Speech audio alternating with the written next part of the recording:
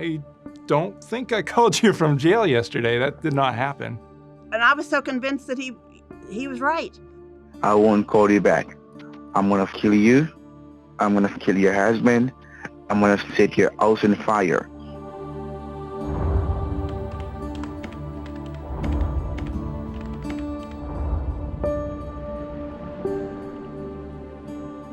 They have personal information of you that makes them more convincing. You'll also be receiving a package in about 7 to 10 days from now. Oh, okay. So if you can just confirm your card with me. There's no part of your life now that isn't an open book for at least this scammer.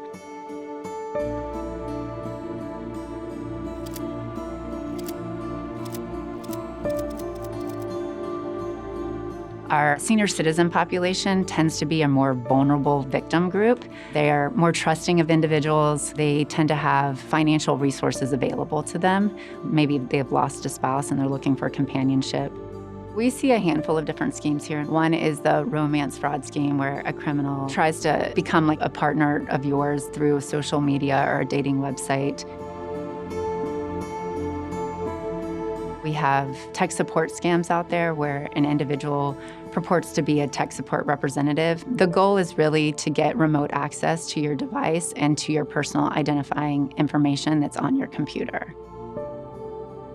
We have fraudsters out there that may pretend to be a loved one.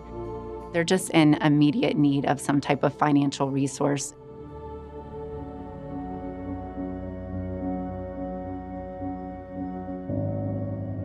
I was out to dinner with a friend. It was on a Friday or Saturday night, and my phone rang. My grandma was calling, like, Brian, how are you doing? I was like, good, just out for dinner, having a good time, you know. She's like, are you okay? And I'm kind of wondering, like, what is she talking about? And I said, yeah, everything's fine. And then the story kind of came out of her. She said, you know, we got a call yesterday from the Connecticut State Police that I had been pulled over and that they had found drugs or something in my car and I had been arrested, and that in order to get me out, they needed $2,000 in the form of Apple gift cards. Oh God, please tell me you did not give somebody that you thought was the police $2,000 in Apple gift cards.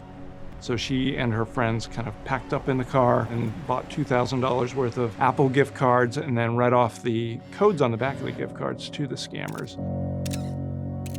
After we talked, she did file a report, but I don't think anything ever became of it.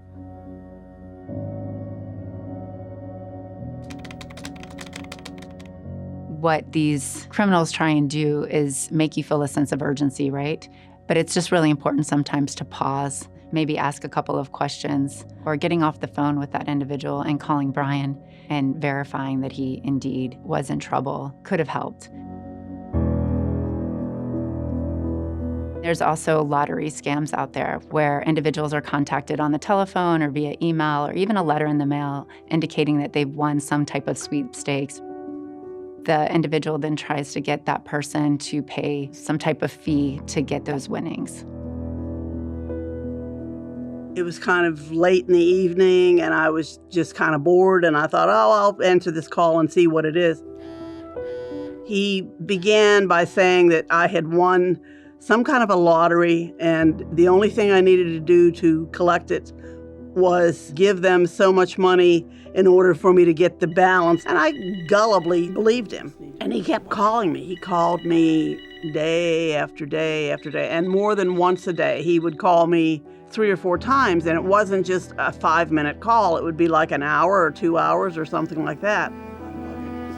He was telling her things like, your family doesn't care about you. If they cared about you, they'd spend more time with you. And it had not been that long since my dad had passed and things like that. And she was lonely because I was working, my husband's working, my daughter's in school. And he would stay on the phone with me. When I would go to my bank, he'd say, keep me on the phone. Like he was afraid I was going to say something to somebody, I guess.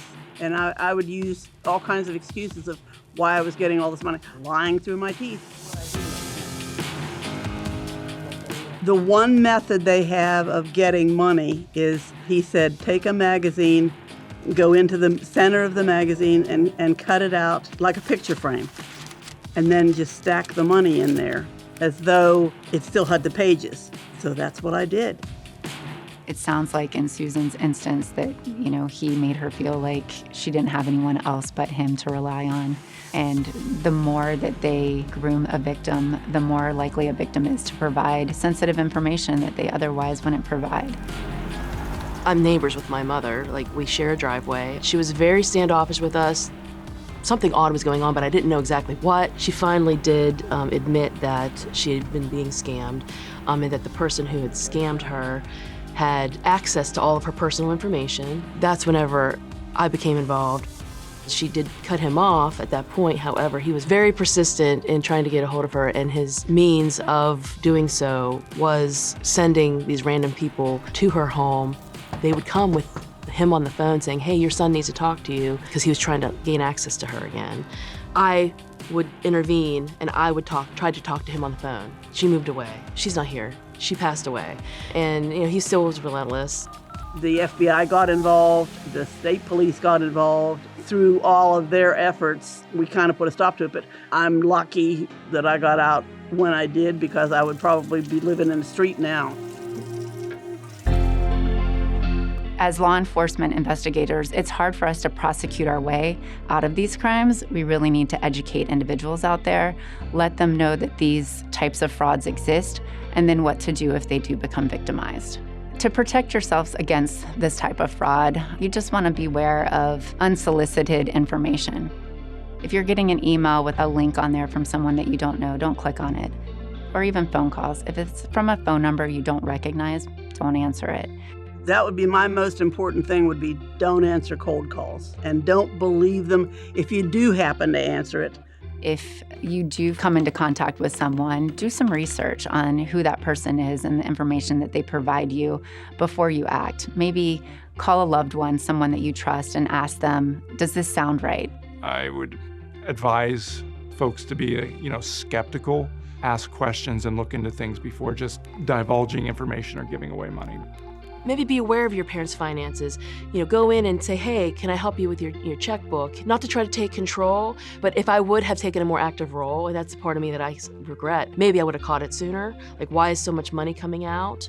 If you do fall victim to some of these frauds, you want to make sure that you're contacting your banking institution to put protections in place, and you can report it on our website at ic3.gov.